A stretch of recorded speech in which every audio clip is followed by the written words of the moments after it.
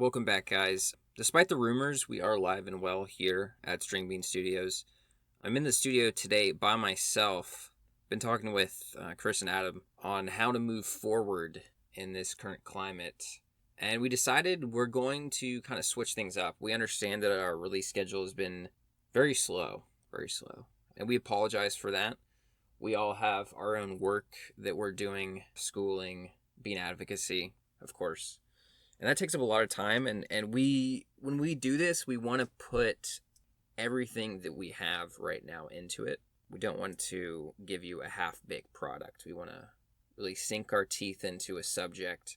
So behind the scenes, we have a lot going on, actually, a lot of ideas, a lot of stuff planned. We just have been pretty bad about coordinating time to actually work things out and fully produce something.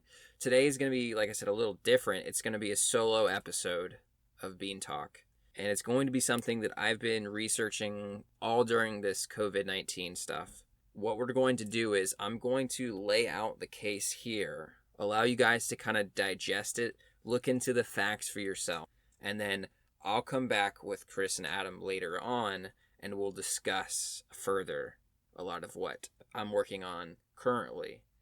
But this is a big enough story that I wanted to get out to you, I want you to know what's going on and then figure out really what to make of it. Because a lot of people are focused on China, the U.S.'s response to this coronavirus and how it's one government pitting the other. But we here at Bean Talk know better. We know how to look in between the lines. We can read people's hands fairly easy. We've been a part of this global outreach program with various countries working on bean development, especially with countries that are lacking in growing their own beans. And this allows us to get certain contacts abroad and domestically. And you hear a few things, you start to connect a few pieces of information you get that are normally separate. And what I've found is and I don't like to use the word conspiracy because we're not conspiracy. We only deal in facts and truth here at Bean Talk. And I've already gotten this research approved by Chris and Adam. They wholeheartedly agree with where I'm getting at. They might disagree with certain points that I make, but they've made that known to me and still have approved me to kind of lay the framework. So when we come back later on in part 2 of this episode with them involved, then we'll all be on the same page. We'll be able to discuss things properly, and you guys will have full context. So the title of this series is going to be Us versus Big Bean. Now, I know a lot of you are wondering, what is Big Bean? And honestly, it's a kind of a complex organization. It is not some Spectre-like organization from the James Bond books and films. It is not exactly this nefarious organization that kind of does all this evil stuff. It is similar in some aspects, but of course they're not, doing a whole lot of evil things. However, Big Bean does work against a lot of the causes that I fight for, causes that Chris and Adam fight for. So we are against Big Bean in not every way, because, Big Bean has its uses, but Big Bean will always look out for themselves and not the bean-loving culture as a whole, or as people that just love beans who aren't really associated with anything. So a big issue with this COVID-19 stuff is everyone's looking at the wrong people, okay? And thankfully, COVID could have been a lot worse. We know this now as more data is coming out, and thankfully it's not as bad as they were saying where millions will die. However, the insidious roots of all this are really disturbing, and YouTube might take us down because really of the context of this is unsettling, and it goes against a lot of the media's narrative with what's going on in COVID. So a big success / disaster story going on this whole COVID is the impact on beans and legumes in their respective markets. So on one hand, people are stocking up, or they did stock up the last couple of months.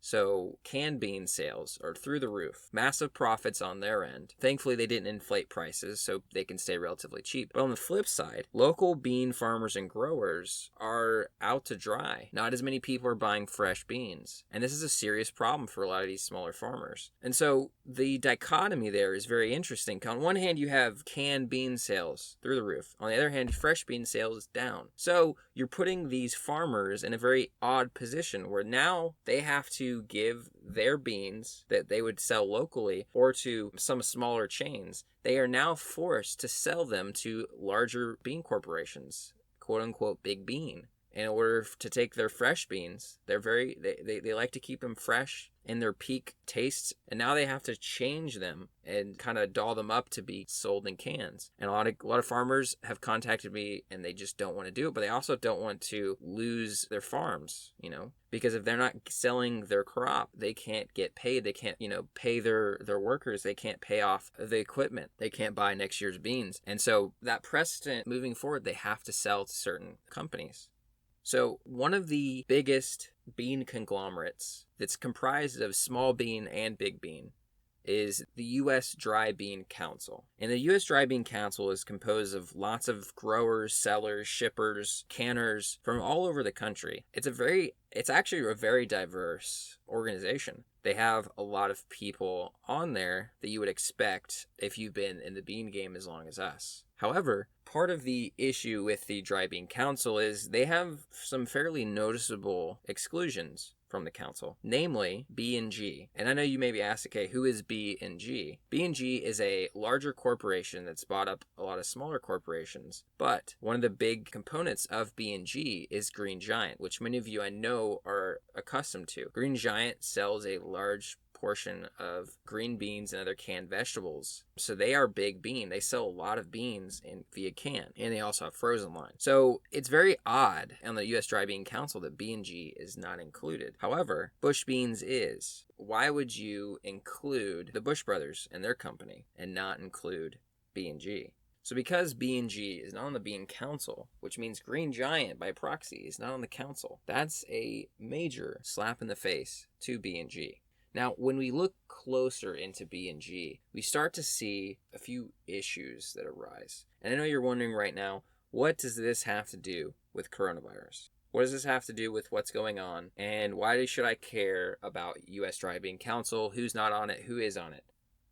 So the issue is that the owner, or the chairman, of B&G is Stephen C. Sherrill, which I guarantee none of you know who that is. Now, he's a business type. He didn't grow up on a bean farm, invested in all that. However, he got into the bean game fairly late in life. He's an investor. He's also the founder of BRS. BRS is a private equity investment firm and boards lots of companies that are associated with various sectors in the economy, one of which is B&G. So kind of looking further into Stephen C. Sherrill, his portfolio on BRS is quite diverse. But if you follow me here, you'll start to see a pattern, right? So he's a chairman of Airxcel, AC and heating units, okay, separate. Not only does he own B&G, which owns Green Giant, he also is an equity investment firm. He's invested in Del Monte, which is also equally larger bean canning group.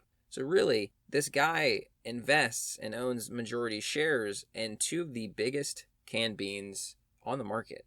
Going further, he owns majority stock in J&L Steel, which is a subsidiary of the largest steel manufacturer. So this guy's in AC units, beans, steel. Going further, he's in MWE Vet Supply, which is animal pharmaceuticals. He's in Amerisource Bergen, which is an RX Plus, which both are pharmaceutical companies. He's also a majority shareholder in Triumph Group, which makes private and military aircraft components. And also, finally, another company of note that he has a majority stock in is Reliant Electric, which produces industrial motors, electrical drives, mechanical power transmission products. All of these companies are directly associated with the main Chinese exports-imports very closely. If you take a look at the publicly available data that is provided on our trade with China, it almost seems like Stephen has purposely lined up his company to produce and manufacture the same things that China does, their top exports, which is odd because you think this guy is investing in companies that are going directly head-to-head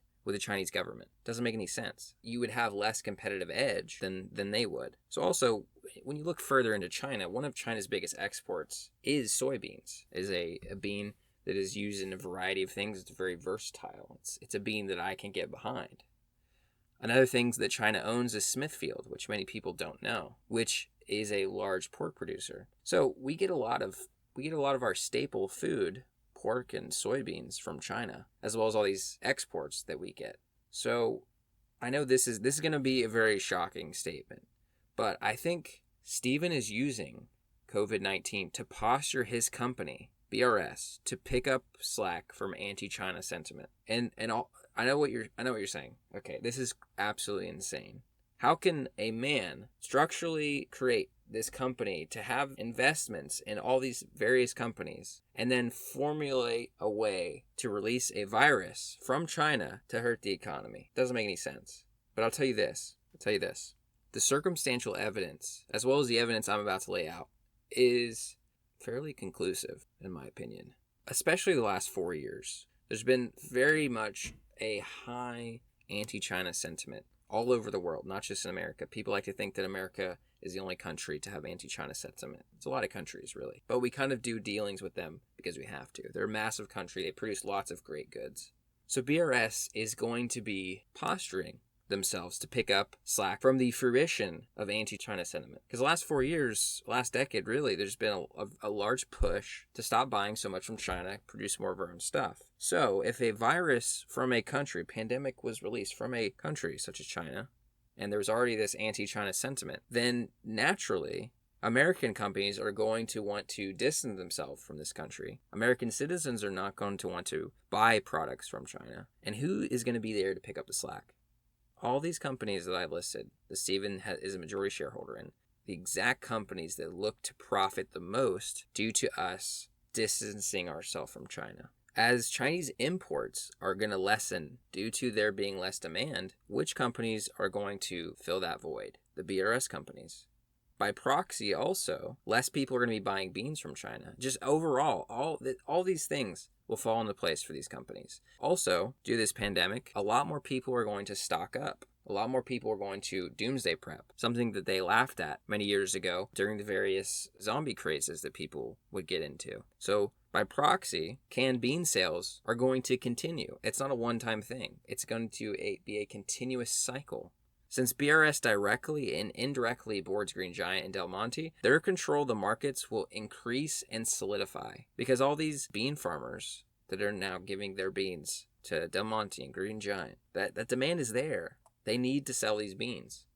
So BRS is there to pick up the slack. Green Giant, Del Monte are there to pick up the slack. Due to all these shutdowns, more bean farmers are having to burn their crops than ever before. Or they're being forced to sell it to Green Giant and Del Monte, like I've been saying. So Green Giant and Del Monte, their stockpiles, their bean stockpiles, are going through the roof, which drives up prices. People are in demand for these beans, and they're the ones that have them. A lot of things people don't talk about with these bean farmers is they're often locked into multi-year contracts. So when they sell the Green Giant Del Monte, it's not a one-time thing. It's a multi-year contract. So we're losing fresh bean farms right now. In order to save their bean farms, they're having to sign these contracts. Green Giant, I don't know if you understand this, like Green Giant and Del Monte, they're owning large portions of the bean market. This is strategically done. BRS looks to not only profit from the anti-China moves in the future, but they're also going to begin to put a chokehold on the bean market because they're big companies.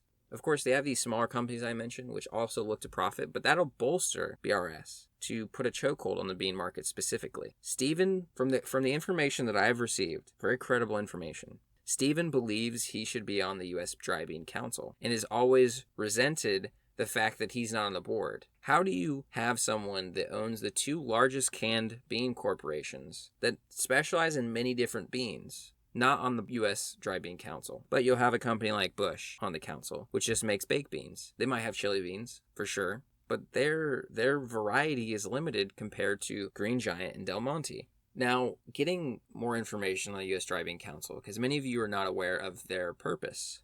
The council's purpose is to lobby the federal government on specific legislation as well as promotions domestically. More importantly, the U.S. Dry Bean Council gets access to contracts with overseas representatives located in France, Spain, Japan, Thailand, Mexico, as well as with the food aid representative to manage the organization's extensive work in its overseas ending hunger initiatives.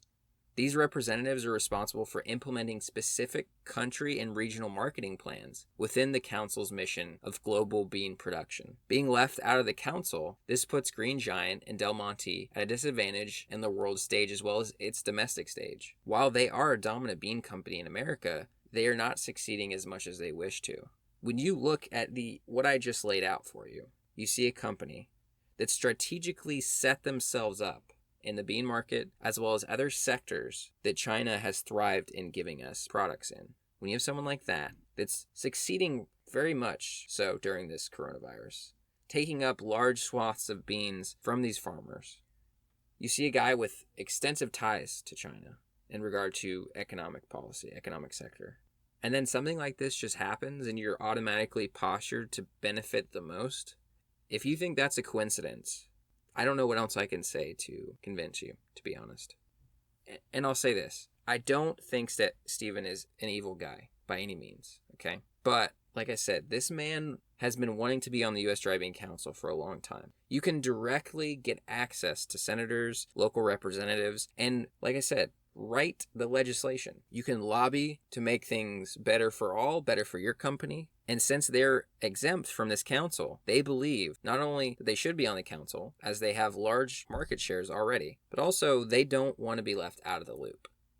And as someone like me loves beans, loves the farmers that grow it, for the most part, big bean is fine. But this is the ugly side of big bean that a lot of people don't ever take the due diligence to look up. And some of these companies will do stuff like this, and it's frankly disgusting that they would take advantage of a time like this. And this has been in multiple years in the planning. Right after the SARS epidemic that was very much localized in China. The last decade, last 4 or 5 years, like I said, they've really ramped up their strategic purchasing of certain companies' stock, getting their massive shareholders, being put on these boards as chairman.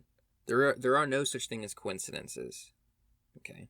At the bottom, I will link to all the information that I've just said now. I wish this wasn't happening, both the COVID pandemic as well as those who wish to take advantage of this time. I'm going to speak directly to the farmers out there, many of which have contacted me. Stay strong. You guys are some of the most important people in the world. People are always talking about think these people, but not enough people think our farmers. Not enough people think our bean farmers. Okay, when's the last time we thanked a bean farmer? When's the last time we thanked a bean shipper or someone who cans beans? Someone who sells beans. We don't thank those people, and if they are, not enough. Okay. So any of you that know a bean farmer, anyone that sells bean that's not a massive chain, you can still thank those people. But really, just go out of your way. Go out of your way so that those in the bean community know that they're loved by you, know that they're appreciated. Because they're having to deal with a lot of this backstage, just disgusting activity. Like, they're the ones that get hurt the most. We have to pick up some of the slack on our end, but for the most part, these farmers are the ones that get taken advantage of. So I want to thank you those that stuck around for this episode. Like I said, I'll go into further depth the next part of this series on us versus Big Bean. Chris and Adam, I know, want to weigh in, but they are not available. But I wanted to get this information out as soon as possible so I could get all of you great people that know how to use different research tools and can corroborate what I've put together, see that it's 100% true, and can actually help put this story together and get it out there in its completion. Because right now, it is just but a fraction of some of the things that Big Bean is doing now, has done, will do in the future if it knows it can get away with it. Okay? I want to thank you guys for listening.